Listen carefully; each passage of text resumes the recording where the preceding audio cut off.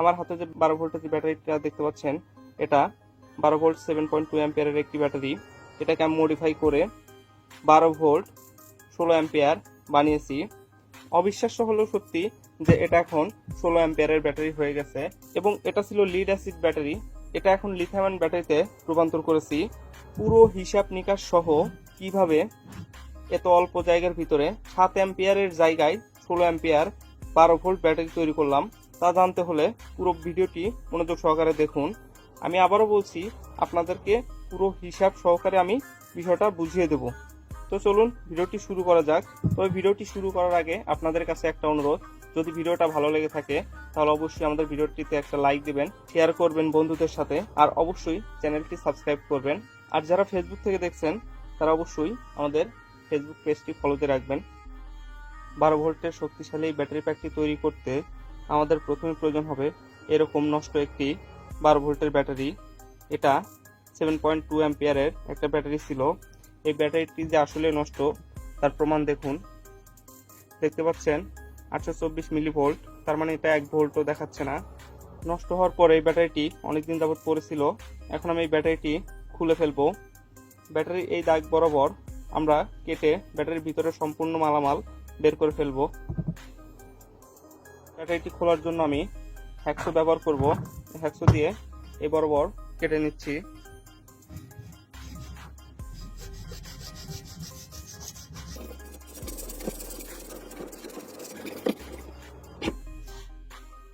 ব্যাটারিটি কাটা কমপ্লিট। ব্যাটারিটি কাটা খুব সময় সাপেক্ষ ছিল, তাই আমি কাটার ভিডিওটা স্কিপ করে গিয়েছি।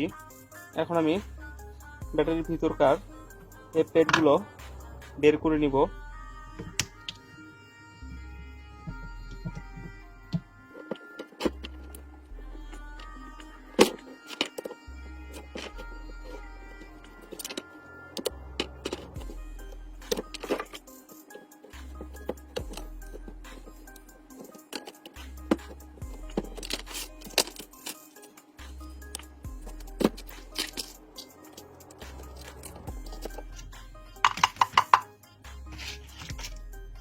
এভাবে আমি প্রত্যেকটা খোপ বা প্রত্যেকটা সেল হতে এই প্লেটগুলো বের করে নিব।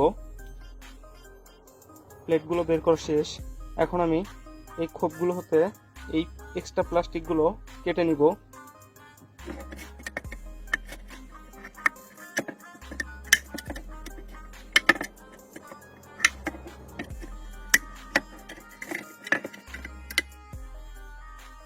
ভিতরের সকল প্লাস্টিক বের করা শেষ। এখন আমি এই উপরের ধারগুলো এবং এখানকার উপরের ধারগুলো মসৃণ করার জন্য সিজ কাগজ ব্যবহার করব।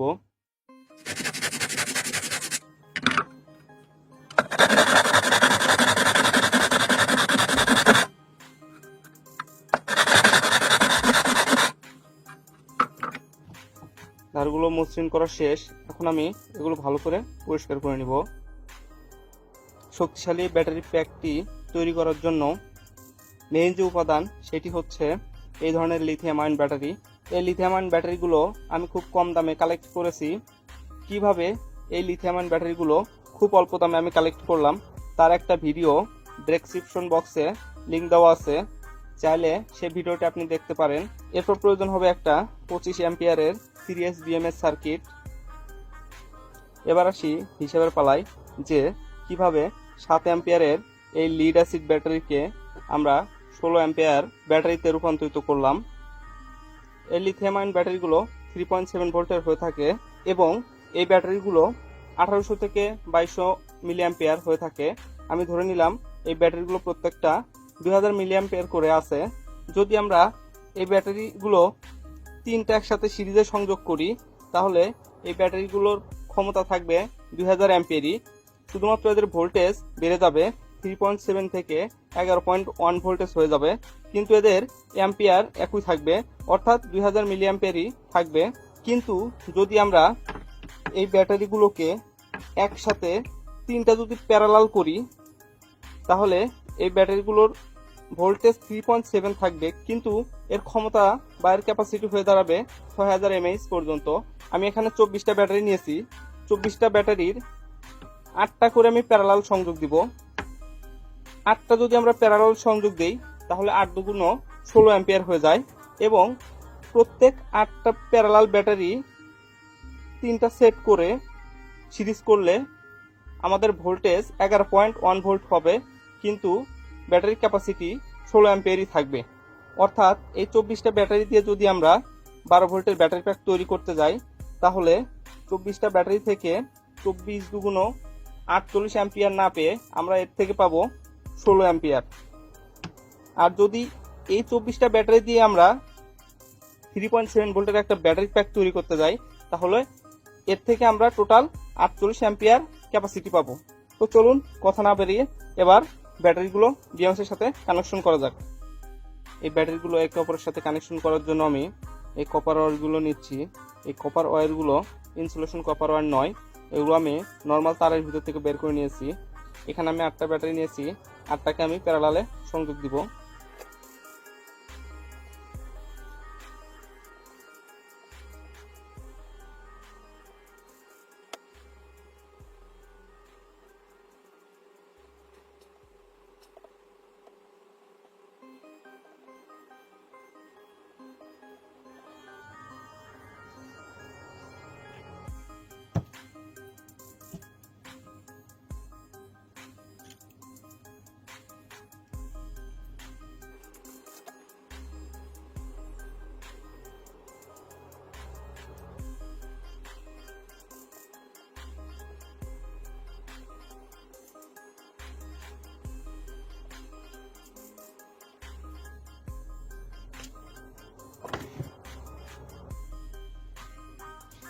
এখানে 8টা ব্যাটারি আমি প্যারালাল করেছি, অর্থাৎ সবগুলোর নেগেটিভ এক সাইডে এবং সবগুলোর পজিটিভ এক সাইডে। এভাবে এখানে আরো 2টা প্যারালাল প্যাক তৈরি করে নিই। এখানে আমি 3টা 3.7 ভোল্টের ব্যাটারি প্যাক তৈরি করে নিয়েছি, অর্থাৎ এখানে 8টার ব্যাটারি সেল থাকলেও এই ব্যাটারি প্যাকে টোটাল 3.7 ভোল্ট রয়েছে। এরকম 3টা ব্যাটারি প্যাক আমি এখানে তৈরি করে নিয়েছি। আমি এখন এই ব্যাটারি প্যাকের প্রত্যেকটার আলাদা আলাদা ভোল্টেজ মেপে দেখাবো। 3.5, 3.6, 3.5। এই ব্যাটারিগুলোতে পর্যাপ্ত চার্জ না থাকার কারণে 3.5 অথবা 3.6 দেখাচ্ছে। এখন আমি যদি এই ব্যাটারিগুলোকে সিরিজে সংযোগ করি তাহলে টোটাল 11.1 ভোল্ট হয়ে দাঁড়াবে। এই 11.1 ভোল্টই হবে আমাদের 12 ভোল্টের ব্যাটারি প্যাক। আর এই 12 ভোল্টের ব্যাটারি প্যাককে মেইনটেনেন্স করার জন্য একটা বিএমএস সার্কিট ব্যবহার করব। এটা হচ্ছে 25 অ্যাম্পিয়ারের সিরিয়াস বিএমএস সার্কিট। এই সার্কিটটি আপনারা অনলাইনে অথবা লোকাল ইলেকট্রনিক্স শপে পেয়ে যাবেন 180 থেকে 200 টাকার মধ্যেই। এখন আমি এই 3টা ব্যাটারি প্যাককে সিরিজে সংযোগ করে নিই। সংযোগ করার আগে আমি এখানে মাস্কিং টেপ মেরে নিচ্ছি। আপনারা চাইলে যে কোনো টেপ মারতে পারেন অথবা নাও মারলেও চলবে।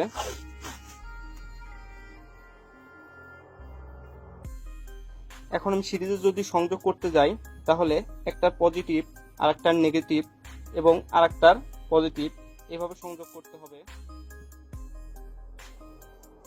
ব্যাটারি প্যাকটি যেন নড়াচড়া না করে সেজন্য ব্যাটারি প্যাকটিতে আমরা এই কষ্টে পেঁচিয়ে নিয়েছি। আপনারা চাইলে কষ্টে পেঁচিয়ে নিতে পারেন। চলুন এবার ব্যাটারিতে সিরিজ কানেকশন করি। একটা সিরিজ কানেকশনের ডায়াগ্রাম আমি দিয়ে দিব, আপনারা দেখে নেবেন। ব্যাটারির এই টার্মিনাল নেগেটিভ, এই টার্মিনাল নেগেটিভ, মাঝখানে একটা পজিটিভ। ঠিক অপোজিট সাইডে এই টার্মিনাল পজিটিভ, এই টার্মিনাল নেগেটিভ, মাঝখানে একটা এই টার্মিনাল পজিটিভ, এই টার্মিনাল পজিটিভ, মাঝখানে একটা নেগেটিভ। তাই এই নেগেটিভ টার্মিনালটা ঘুরে মাঝখানের ব্যাটারির পজিটিভে লাগবে। আমরা এটা ঘুরে মাঝখানের ব্যাটারিতে দিয়ে দিচ্ছি।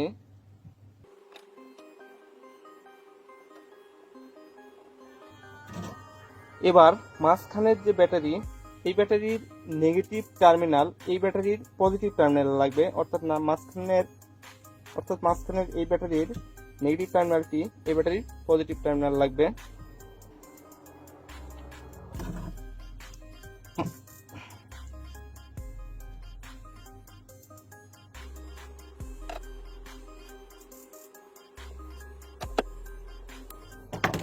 আমাদের সিরিজ কানেকশন কমপ্লিট।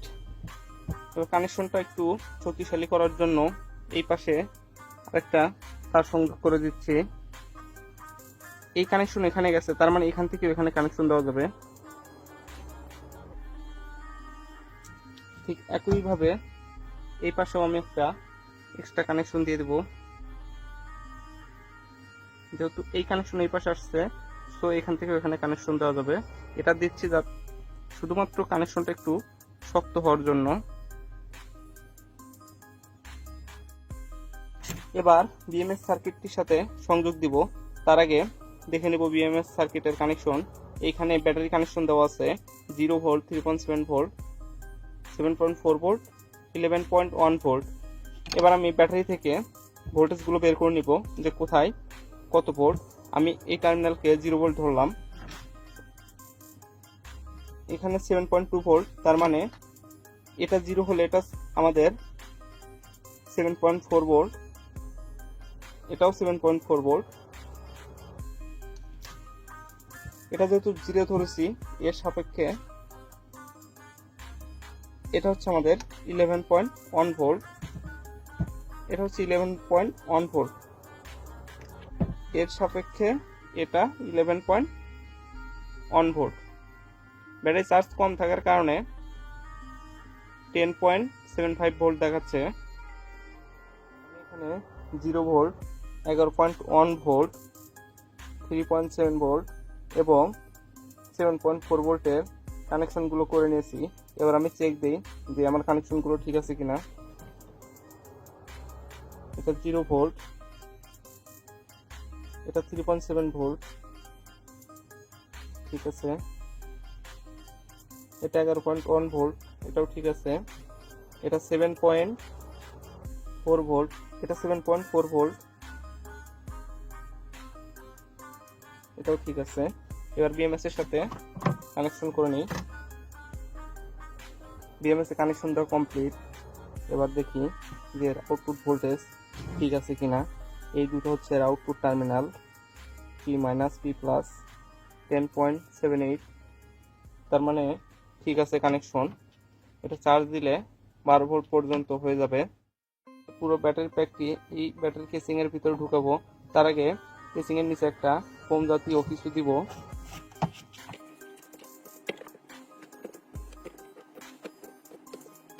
খুব সুন্দরভাবে ব্যাটারি প্যাকটি এই ব্যাটারি কেসিং এর ভিতরে ঢুকে গেল। এবার বিএমএসটি এখানে বসাবো। তো বিএমএসটি বসানোর আগে এর নিচে একটা হিট প্রুফ একটা পেপার দিব।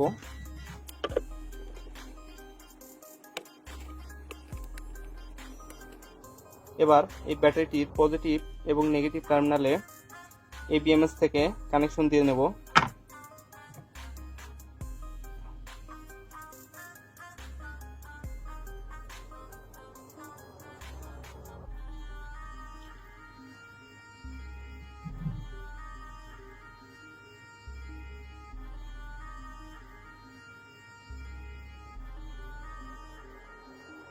Connection complete. এবার শুধু এই ঢাকনা দিয়ে বিএমএস সার্কিট সহ পুরো ব্যাটারি প্যাকটিকে সুন্দরভাবে ঢেকে দিব।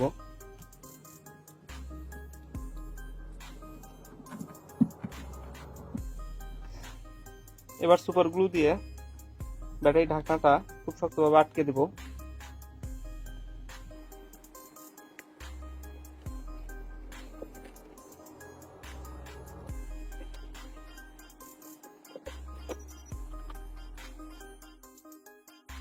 আমি সুন্দরভাবে ঢাকনাটি লাগিয়ে দিয়েছি।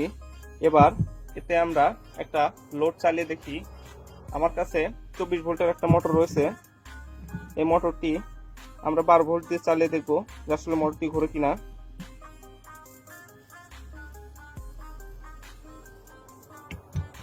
এবার এটাতে একটু চার্জ দেওয়া যাক। ব্যাটারিটি চার্জ হচ্ছে এবং বর্তমানে 4 অ্যাম্পিয়ারের বেশি কারেন্ট টানতেছে, কারণ ব্যাটারিতে চার্জ নেই। সময় স্বল্পতার কারণে আমি বেশিক্ষণ চার্জ দিতে পারিনি, মাত্র 2 থেকে 3 মিনিট চার্জ দিয়েছি। এতেই কিছুটা চার্জ উঠেছে। এবারে একটা ফায়ার টেস্ট করে ভিডিওটা সমাপ্তি করি। এই ছিল আজকের ভিডিও। এতক্ষণ কষ্ট করে ভিডিওটি দেখার জন্য সবাইকে অনেক অনেক ধন্যবাদ।